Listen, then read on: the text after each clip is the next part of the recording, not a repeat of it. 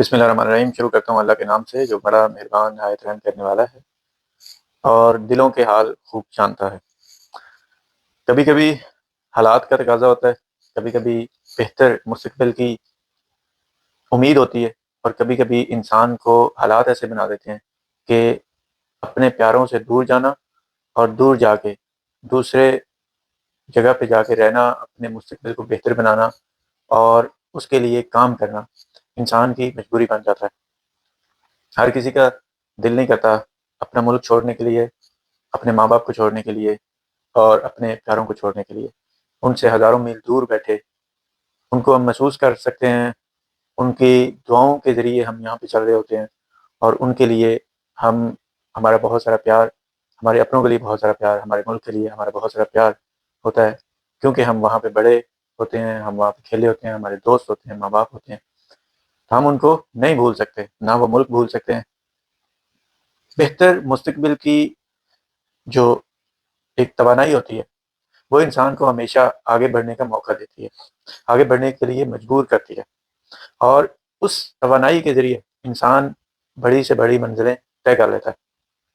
कुछ इसी सिलसिले की कड़ी है, हमारे साथ अब्दुल हन्नान नवाज़ हैं, जो कि इसी मुस्तक़बिल की बेहतरी के लिए अपने प्यारों से दूर एक ऐसे मुल्क में आए जहाँ पे बहुत ठंड भी है और वहाँ पे बहुत सारी अच्छी चीज़ों के साथ-साथ घरवालों की याद भी बहुत आती है। तो वहाँ पे अपना मुस्तक़बिल बेहतर बनाने के लिए आए। तो आप हमारे नाज़रीन को पहले बताएँ, अपना थोड़ा-सा इंट्रोडक्शन दे दें, उसके बाद फिर हम कुछ फ़र्दर आपसे क्वेश्चन करते हैं। सबसे पहले आपके नाज़रीन को अस्सलाम वालेकुम। वालेकुम सलाम। मेरा नाम अब्दुल हन्नान नवाज़ है और मेरा जो ताल्लुक़ है वो है पाकिस्तान के सूबा पंजाब के ज़िला सियालकोट का एक छोटा-सा सिटी है अड्डस का। मैं वहीं पैदा हुआ हूँ। उसके बाद मैंने मैट्रिक भी वहाँ से ही किया, उसके बाद पंजाब कली गुजरांवाला चला गया मैं और उसके बाद मेरे वालिद साहब टीचर हैं, तो हमेशा से कहते हैं कि बच्चों को अच्छी जगह पढ़ाना चाहिए। तो उसके बाद फिर मैं बैचलर्स में मैंने एडमिशन ले लिया इस्लामाबाद में। तो वहाँ से मैंने बैचलर्स किया, लेकिन जब मैं बैचलर्स 2020 की बात है जब मैं बैचलर्स स्टार्ट करने लगा। तो मैंने तब भी अपने घरवालों को बोला कि मुझे भाई जाने दें, पर मेरे वालिद साहब टीचर हैं, तो वो यही कह रहे थे, उन्होंने तो इंसिस्ट भी मुझे किया कि आप या मैथ्स कर लें या फिज़िक्स कर लें। लेकिन मैंने उनको ये बोला कि नहीं यार कंप्यूटर करने दें मुझे, तो उन्होंने मुझे एक बहुत इजाज़त दे दी, तो मैंने सॉफ्टवेयर इंजीनियरिंग में एडमिशन ले लिया।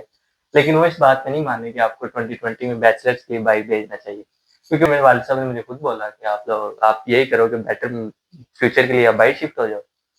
तो फिर मैंने प्रोसेस स्टार्ट किया और आ गया मैं जर्मनी बैठा हूँ। कैसे प्रोसेस स्टार्ट हुआ? कब डिसाइड किया आपने कि जी बाहर जाना है और कैसे अपना जो डेस्टिनेशन उसको चूज़ किया आपने?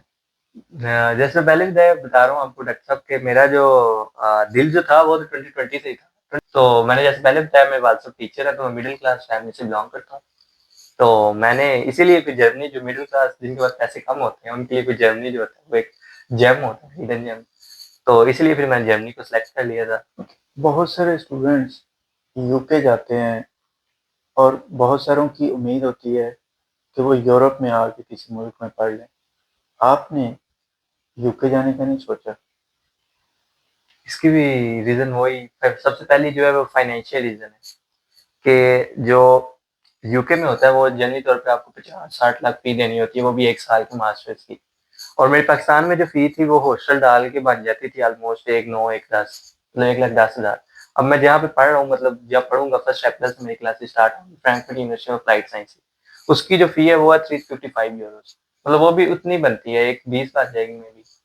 तो इतनी फ़ीस इधर बिल्कुल भी नहीं है and secondly quality of education, work life balance Germany का देखें। जर्मनी में जो पैसे लगते हैं वो हम यूनिवर्सिटी को फीस के चक्कर में नहीं दे रहे होते। वो हम यहाँ पे आते हैं और हर महीने हमें ₹1000 मिलता है और वो ₹1000 हम अपने ऊपर ही खर्च कर रहे होते हैं। हमें डिसाइड करने का मौका मिल जाता है, 1 साल होता है हमारे पास जो हम ब्लॉक अमाउंट में अपनी जो पेमेंट्स होती हैं, वहाँ से रिसीव कर रहे होते हैं। हम अगर यहाँ पे स्टूडेंट नहीं भी अर्न करता तो 1 साल का उसके पास बैकअप है कि 1 साल के लिए उसको पेमेंट्स मिलती जाएँगी और उसके बाद और उसी दौरान वो डिसाइड कर लेता है कि ये जगह रहने के लिए और अपना फ्यूचर बनाने के लिए और अपने मुस्तक़बिल को दोबारा से रीऑर्गनाइज़ करने के लिए कितने कितनी इम्पोर्टेंट है और कितना हेल्पफुल होता है ये वाला टाइम पीरियड, जब आपके पास आपको आते ही शिफ्ट पे जाने की या जॉब पे जाने की फ़िक्र नहीं होती, बल्कि आपको पहले सोचने का मौका मिलता है कि हाँ, अब आपने करना क्या है।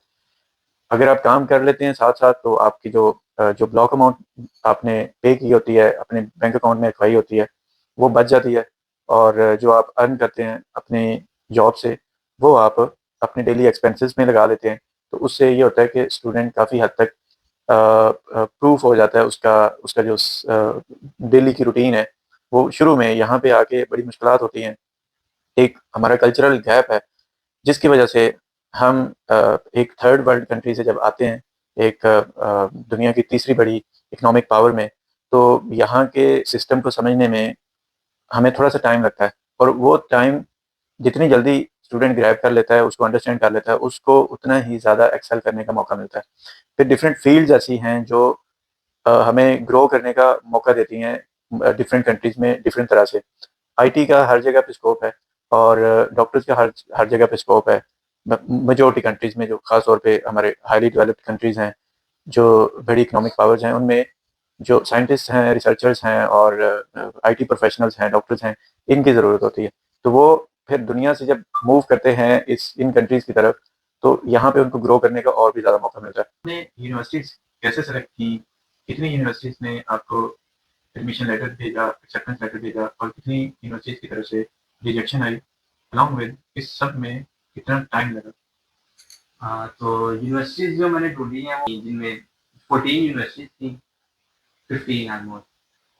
जनरली तौर पे उन सब में मैंने अप्लाई किया, उनमें 15 थी, उनमें जर्मनी की अच्छी यूनिवर्सिटीज़ थी, जैसे एफएयू, लांगन, न्यूरम्बर्ग, फ्रैंकफर्ट यूनिवर्सिटी थी, और भी कुछ यूनिवर्सिटीज़ थी।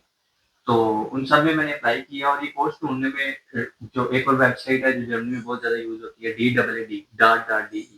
तो मेरी सारी यूनिवर्सिटी जितनी भी थी वो वहाँ पे भी प्रेज़ेंट थी, तो मैंने पहले ही वहाँ से एक लिस्ट बना के रखी हुई थी। तो उन सब में अप्लाई किया मैंने। ये अप्लाई जो मैंने जर्मनी का प्रोसेस, तो बेसिकली जो कहते हैं कि अच्छे से मैंने स्टार्ट किया, वो मैंने अपने 8th सेमेस्टर के स्टार्ट में लास्ट ईयर जनवरी में 21st को आई थिंक सो मैं पासपोर्ट बनवाने गया। तो उसके बाद मेरा प्रोसेस स्टार्ट हुआ। तो आइट्स दिया मैंने, उसमें 7 बैंड्स आए, एंड देन आइट्स मैंने इस्लामाबाद में दिया, paper based computer based, sorry, और एकेडमिक आईडीपी के ज़रिए। एंड उसके बाद देन मैंने यूनिवर्सिटी से शॉर्टलिस्ट कर ली हुई थी। देन मैंने एचईसी से अटेस्टेशन करवाई, और आईपीसीसी से अटेस्टेशन करवाई, और मैंने फर्स्ट यूनिवर्सिटी जो अप्लाई की थी वो थी यूनिवर्सिटी ऑफ रिलेशन। उसमें 2 कोर्स थे, डाटा एनालिटिक्स और सॉफ्टवेयर इंजीनियरिंग, और ये 19 सितंबर को ओपन हुई थी, और मैं वेट कर रहा था कि खुले और मैं अप्लाई करूँ। तो मैंने 19 सितंबर को पहले अप्लाई किया, एंड देन मैं आहिस्ता-आहिस्ता करता रहा। तो जो मेरी फर्स्ट एक्सेप्टेंस आई थी वो आई थी टीयू इल्लिनॉइस से, रिसर्च इन कंप्यूटर सिस्टम इंजीनियरिंग से। उधर मैंने अप्लाई किया था 11 अक्टूबर को आई थिंक सो, और 17 अक्टूबर को मेरी एक्सेप्टेंस आ गई थी, और वो वैलिड थी 2 साल के लिए आई थिंक सो, या 3 सेमेस्टर के लिए। एंड उसके बाद फिर रिजेक्शंस की एक लाइन लगी थी, लंबी लाइन। फिर उसके बाद टीयू कैम्ब्रिज से ऑटोमोटिव सॉफ्टवेयर इंजीनियरिंग में एडमिशन आया, ओवीजीयू मैग्निबर्ग से आया 2 ही कोर्सेज में, और Frankfurt university of applied sciences से आया। मतलब overall I think so 6 courses में आया था, और मैंने 15 कोर्सेज में अप्लाई किया। कोर्सेज आई थिंक सो 17 थे, और यूनिवर्सिटीज 15 थी। तो ये रिजेक्शन एक्सेप्टेंस सब कुछ देखते हैं आप। फिर 6 में मुझे एक्सेप्टेंस आई थी आउट ऑफ 17। यहाँ पे एक बात नोट करने की है कि एक होता है बाहर पढ़ने के लिए आना, और उसके लिए एक ख्वाबों की दुनिया में रहना कि जी मैं बस अगले साल चला जाऊँगा, मैं इसी साल चला जाऊँगा, मैं ये कर लूँगा, मैं वो कर लूँगा। एक होता है एक्शन करना, उसके ऊपर एक्शन लेना। जब हम एक्शंस छोटे-छोटे स्टेप्स, बेबी स्टेप्स लेते जाते हैं, तो हमारा काम मुकम्मल होता जाता है। इनको ज़्यादा टाइम नहीं लगा, क्योंकि इन्होंने बेबी स्टेप्स पहले से ही लेना शुरू कर दिए थे। तो जो भी स्टूडेंट्स किसी दूसरे कंट्री में पढ़ने जाना चाहते हैं, उनको एक चीज़ बहुत ध्यान में रखनी है कि अपनी यूनिवर्सिटीज़ को सेलेक्ट करना शुरू करते हैं। अपने एक तो कंट्री को पहले सेलेक्ट करें, दू अपनी फाइनेंशियल सर्कमस्टांसेस को देखते हुए, और अपनी जो डिग्री है उसके स्कोप को देखते हुए, और अगर आपकी डिग्री उस कंट्री से होती है, तो उसका वापस अपने मुल्क में क्या बेनिफिट है, या किसी दूसरे मुल्क में उसका क्या बेनिफिट होगा। तो इस चीज़ को मद्देनज़र रखते हुए पहले सबसे आप अपनी कंट्री को देखें, अपने कंट्री में रहते हुए दूसरे मुल्क को सिलेक्ट करें कि कौन से मुल्क में आप पढ़ना जाना चाहते हैं। दूसरा, आपने कोर्स और यूनिवर्सिटी को सिलेक्ट करना है। यहाँ पे यूरोप में देख लें, अमेरिका में देख लें, कनाडा, ऑस्ट्रेलिया, न्यूजीलैंड, जो स्टूडेंट्स की अच्छी डेस्टिनेशन है अलॉन्ग विद यूके, तो वहाँ पे एक ही जिस तरह कंप्यूटर साइंस है, कंप्यूटर साइंस में आगे बेशुमार कोर्सेज हैं जो कि ऑफर किए जाते हैं डिफरेंट यूनिवर्सिटीज की तरफ से। तो उन कोर्सेज का हमारे कोर्स के साथ कितना प्रोपोर्शन मैच करता है, उसकी रिक्वायरमेंट्स क्या हैं, ये सारी चीज़ें अगर हम अपने फोर्थ ईयर में या थर्ड ईयर में देखना शुरू करेंगे, तो हम अपना डिग्री मुकम्मल करने तक ये चीज़ें हम मुकम्मल कर लेते हैं, हम अपनी स्क्रूटनी कर चुके होते हैं। उसके बाद अपनी अपनी ये जो रिसर्च हमने की है, उसके बाद हमारा आता है कि उसकी जो रिक्वायरमेंट्स हमने देखी हैं, उसमें आइल्स की तैयारी करना। कुछ जिस तरह अमेरिका में है वो जीआरई पे ज़्यादा बेस्ड हैं, खासतौर पे जो स्टूडेंट्स अमेरिका में फुल ब्राइट स्कॉलरशिप के लिए जाना चाहते हैं, उनको जीआरई के लिए अपीयर होना होता है। तो उसमें अच्छे स्कोर लेने के लिए उसकी प्रिपरेशन करें, और अगर किसी दूसरे मुल्क में जाना है तो उसमें आइल्स करने के लिए, आइल्स अगर पढ़ने के लिए जाना है तो आइल्स एकेडमिक करेंगे। आइल्स एकेडमिक में अगर अच्छा स्कोर आता है, 7 या उससे अबव आता है, तो उसमें बहुत आपके चांसेस हाई हो जाते हैं एडमिशन मिलने के, क्योंकि ये भी एक मेजर रिक्वायरमेंट होती है हर यूनिवर्सिटी की तरफ से more than 95 of the universities वो मांगती हैं आपसे, लैंग्वेज रिक्वायरमेंट उनकी होती है। तो खासतौर पे हमारा, क्योंकि पाकिस्तान में लैंग्वेज ही डिफरेंट है, उर्दू लैंग्वेज हमारी मदर टंग इंग्लिश नहीं है, तो इस वजह से वहाँ से हमसे डिमांड किया जाता है कि हम उनको लैंग्वेज का सर्टिफिकेट सबमिट करें, तो वो जीआरई हम दे सकते हैं, या फिर हम आइल्स का टेस्ट सबमिट करते हैं। तो उसकी बेस पे फिर हमें हमारे स्कोर्स को कंसीडर करते हुए हमें यूनिवर्सिटीज एडमिशन देती हैं। और इसमें एक और चीज़ मैं ऐड करना चाहूँगा, जो कि स्टूडेंट्स अक्सर इग्नोर करते हैं। जो डिग्री प्रोग्राम होते हैं, उसमें कुछ कंट्रीज ऐसे होते हैं जो मास्टर प्रोग्राम जो है वो 1 साल का करवाते हैं, कुछ होते हैं वो 1.5 साल का कुछ कोर्सेज करवा रहे होते हैं, और कुछ 2 साल का होता है, कुछ में मास्टर्स के प्रोग्राम 3 साल का होता है। तो उसमें कंट्री टू कंट्री वेरी कर सकता है, लैंग्वेज रिक्वायरमेंट्स डिफरेंट हो सकती हैं। पर आप यहाँ पे जर्मनी में बात करें, तो जर्मनी में जर्मन लैंग्वेज है, जो कि इतनी आसान नहीं है जितनी इंग्लिश आसान है, क्योंकि इंग्लिश हम शुरू से पढ़ते आ रहे हैं, और और हमारा एक रिदम बना होता है। तो हमने एबीसी से शुरू किया और उसको प्रोफिशिएंसी लेवल तक ले गए। लेकिन यहाँ पे जब हम बगैर सीखे जर्मन लैंग्वेज आते हैं, तो एक बिल्कुल कल्चरल गैप लगता है और लैंग्वेज का गैप लगता है इतना ज़्यादा, क्योंकि यहाँ पे प्रमोट ही जर्मन लैंग्वेज को किया जाता है, इंग्लिश लैंग्वेज को ना प्रमोट किया जाता है, ना ये बोलते हैं। और बोलेंगे भी, ऐसा नहीं है कि वो आती नहीं है, बहुत सारे जर्मन्स बहुत अच्छी इंग्लिश बोल लेते हैं, और लेकिन वो फिर इंडिविजुअल टू इंडिविजुअल वेरी करेगा कि किसी का अगर मूड है तो वो इंग्लिश में बात करेगा, अदरवाइज मेजोरिटी जो है वो जर्मन को प्रेफर करते हैं। सो ये आपको बताने का मकसद इसलिए था कि आप इन स्टेप्स को देखते हुए अपनी डेस्टिनेशन को देखें, और उसके मुताबिक आप एक्ट करना शुरू करें, अपने फाइनेंशियल सर्कमस्टांसेस को देखते हुए, अपने एजुकेशनल बैकग्राउंड को देखते हुए, अपनी डिग्री प्रोग्राम को देखते हुए, उसके स्कोप को देखते हुए, और इस तरह आप अपने आप को आगे लेके जा सकते हैं। तो लैंग्वेज कितने सीखी? हाँ, सो हमारी जो यूनिवर्सिटी थी वो बेसिकली नमल थी इस्लामाबाद में, तो वो लैंग्वेजेस सिखाती है। तो उन्होंने 8 सेमेस्टर में हमें एक इलेक्टिव बुक पढ़ाई थी जर्मन में, तो बस मुझे A1 ही आती थी जर्मन की, वो भी A1.1 कह लें, बस उतनी आती। तो यहाँ पे आके कितना इंटीग्रेट करने में आसानी हुई या नहीं हुई, या जो आपने एक्सपेक्ट किया हुआ था कि जी अच्छा थोड़ा बहुत तो मतलब चल जाता है, इतनी नहीं आएगी तो क्या इंग्लिश में चल जाए, तो वो आपकी जो एक उम्मीद थी कि यार हाँ चल जाएगा, तो ऐसा हुआ ये नहीं?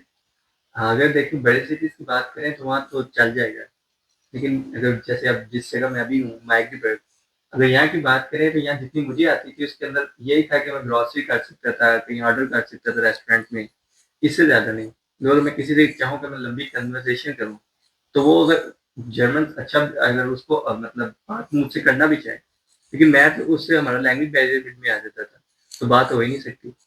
तो इस जगह पे आके अटका था। ओके, पाकिस्तान में रहते हुए यहाँ पे अपार्टमेंट ढूंढना कितना मुश्किल था या कितना आसान था? देखिए अगर आपको यहाँ पे करने को तो बंदा कुछ भी कर सकता है, लेकिन अगर आपने जर्मनी में कोई चीज़, तो इसके लिए कुछ वेबसाइट्स है खासतौर पे अकोमोडेशन के लिए, जैसे इमोस्पोर्ट हो गया 24 and we get out and other इस तरह की बहुत ज़्यादा वेबसाइट्स हैं। उसके बाद फेसबुक ग्रुप्स हैं, और उसके बाद अगर हम लोग खास तौर पे पाकिस्तानियों की बात करें, तो हर जिस जो यूनिवर्सिटी सिटी है जर्मनी का, उधर एक पाकिस्तान स्टूडेंट एसोसिएशन होती है, पीएसए जिसे कहते हैं। तो मैंने पीएसए ज्वाइन किया एंड वहाँ मैंने पोस्ट की, तो वहाँ से कुछ पाकिस्तानियों ने मेरी हेल्प की और मैंने अकोमोडेशन बुक कर ली। ओके, ये एक बात ज़रूरी स्टूडेंट्स को और देखने वालों को ध्यान में रखनी चाहिए कि इट्स कॉमन प्रैक्टिस। यहाँ पे ऑनलाइन स्कैम्स होते हैं, ख़ास तौर पे जब हम यहाँ पे अपना अपार्टमेंट ले रहे होते हैं, तो वो चीज़ें दिखा देते हैं, लेकिन एक्चुअली वो वहाँ पे होंगी या नहीं होंगी, ये तो बाद में आगे पता चलता है।